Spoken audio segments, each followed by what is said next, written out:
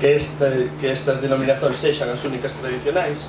Había outras tradicionais que as coñecemos todos. O que pasa é que estas que lanzamos agora con esta campaña eran tradicionais na maior parte do territorio galego.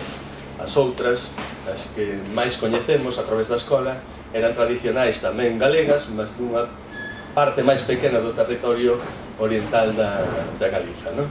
Entón, este é o día do lanzamento da campaña, unha campaña que xa tivo unha pre-campaña, un pre-lanzamento bastante intenso a través dos medios de comunicación, e con ela pretendemos recuperar unhas denominacións que nos acompañaron ao longo, como lingua, ao longo de toda a nosa historia, desde que avalou o Imperio Romano, estiveron connosco, chegaron aos nosos días xa bastante debilitadas, ao século XXI chegaron xa prácticamente mortas na maior parte do territorio, mas chegaron con bastante vitalidade a primeira metade do século XX, por exemplo, non?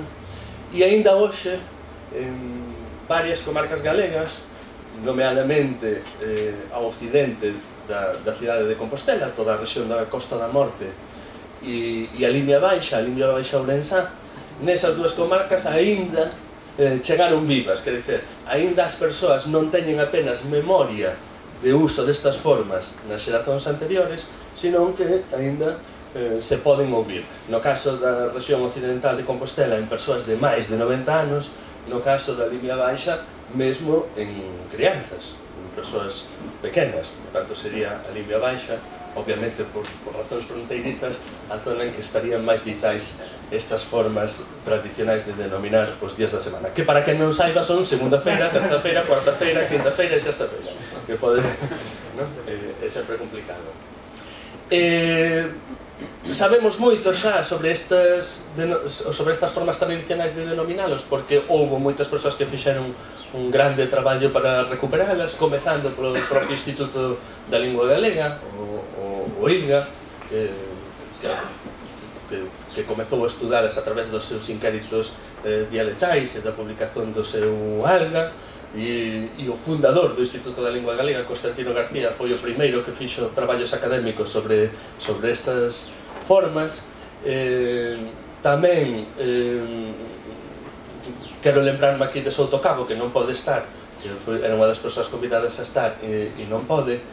Fixo un traballo académico bastante interesante sobre o uso destas formas na documentación medieval galega, e últimamente tamén teñen sido revitalizadas a través do rexistro audiovisual destas formas en diferentes comarcas galegas, non?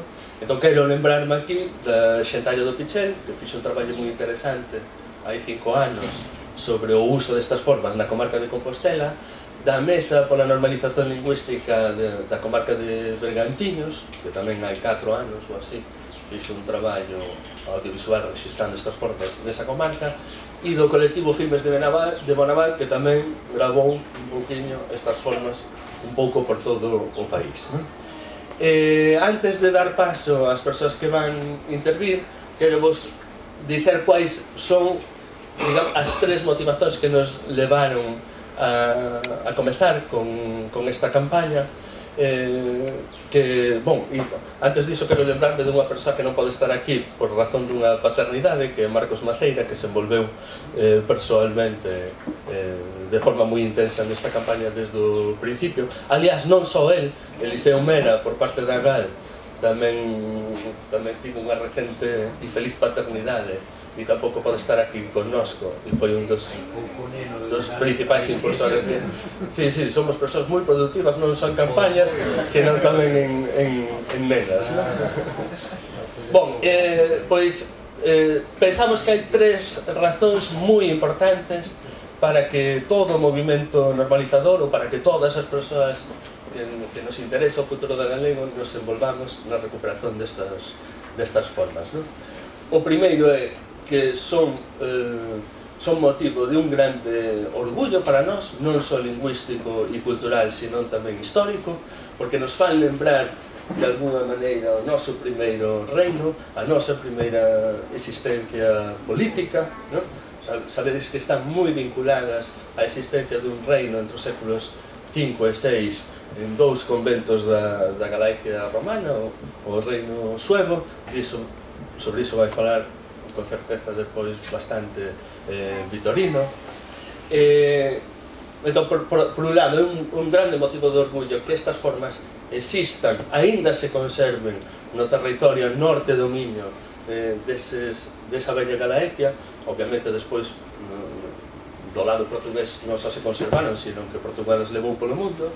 En segundo lugar, pensamos que é importante que nun momento tan crítico para a lingua como o actual, despois de décadas e séculos en que xa se foron perdendo tantas formas lexicais, tantas formas sintácticas do noso galego, que nos fan adiviñar que nas décadas futuras tamén se van perder moitísimas outras formas, é importante que o movimento normalizador e que as persoas preocupadas polo galego entendamos que moitas palabras as vamos ter que recuperar prácticamente do límite da desmemoria, non? E este é un bon exemplo, non? Estamos lá recuperando cando en prácticamente todo o territorio galego as persoas xa non as usaban, senón que tiñan memoria do seu uso nas xeracións anteriores, non? Creo que é importante que as persoas que estamos preocupadas polo galego entendamos que vai ser importante recuperar palabras así e que é posible facela, non? Como tantas veces teño feito noutros territorios da península, como o País Vasco ou a Cataluña, non? E en terceiro lugar pensamos que a través destas formas podemos afirmar unha identidade ou podemos contribuir a afirmar máis a identidade común galaico-portuguesa, a continuar xerando vínculos afectivos co mundo lusófono, e que iso podemos facer mesmo tendo orientacións ortográficas ou diferentes, como proba esta campaña.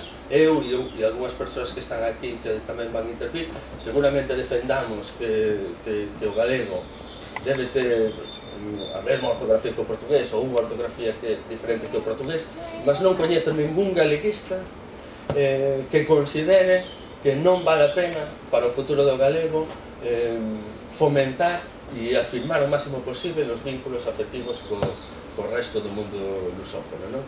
Esta vila, sí, a vila de Padrón, é que ao lado desta vila, penso que se ve, mesmo se saímos aí fora xa se ve aí Iria, non? Depois da vía xa está aí Iria, que foi unha capital importante do reino dos suevos, do reino dos suevos e da Galaecia anterior. Bom, de facto era a vila que unía o convento bracarense, ou a cidade de Brácara Augusta, co convento lucense, con Lucus Augusti, e tamén con Astorga. O que pasa é que en Astorga, nese convento, non chegou a haber estas formas, non? E foi unha das razóns polas quais facemos o acto aquí, e para ilustrarnos, para nos meter un pouco no ambiente, en cual podería ser o ambiente naquela altura, na altura en que chegou Martiño de Dume a Galiza, nas décadas antes a existencia do reino suevo, coa importancia que tivo o prestilianismo naquela altura. Temos connosco a Vitorino Pérez Prieto, que é un historiador e teólogo galego, que supoño que todos e todas coñeceredes, porque é bastante coñecido, mas que foi, por darvos dous dados só sobre a súa relevancia no mundo da teoloxía galega, foi un fundador prácticamente da revista Irimia e tivo unha importancia moi grande tamén na encrucillada.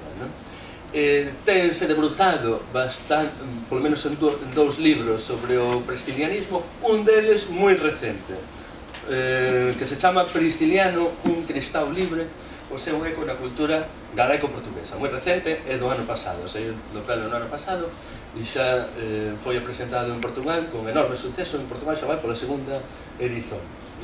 Entón pensamos que era a persoa ideal para nos situar naquela altura. A maior poeta de todos os tempos da Galiza tamén ten relación co sitio en que estamos a celebrar este acto, E Rosalía, eu teño a sensación, e supoño que moitos de vos atendes tamén, de que é un verdadeiro modelo, moitas veces, para a recuperación do léxico galego e de moitas das nosas estruturas. Cada vez que se pensa así, ou eu teño esa sensación, ou teño atido, pronto, de que, e esta palabra non sei que, vas á obra de Rosalía e ali está. Ten todo, prácticamente, Rosalía. E isto, precisamente, ouviño pola primeira vez a Pilar, nun acto hai 20 anos da SPX, unhas xornadas da SPX, que penso que tamén estaba Mónica, que se realizaban en Magisterio, en Santiago. Dali falache de Rosalía e da lingua de Rosalía, e lembrome de ficar moi sorprendido porque Pilar dicía que xa a forma H co valor de pensar e xa o futuro do conxuntivo estaban en Rosalía. Daquela ainda non sabían que o futuro do conxuntivo era un tempo verbal. E despois, ao verificalo en Rosalía, fiquei moi satisfeito. Bom, pois para falarnos de Rosalía temos, para alén de Pilar García Negro, unha especialista en Rosalía, outro especialista como un excelente declamador da poesía de Rosalía e como unha persoa que o sabe absolutamente todo da vida de Rosalía. Eu puido no comprobar hai 2 días en Braga que estive xantando con el e depois nun acto precisamente dedicado a Rosalía e puiden comprobar que efectivamente, por máis expectativas que che xeren sobre unha persoa, que sempre tes medo a que se frustren no momento en que a ves, con Anxo Angueira nunca se frustran.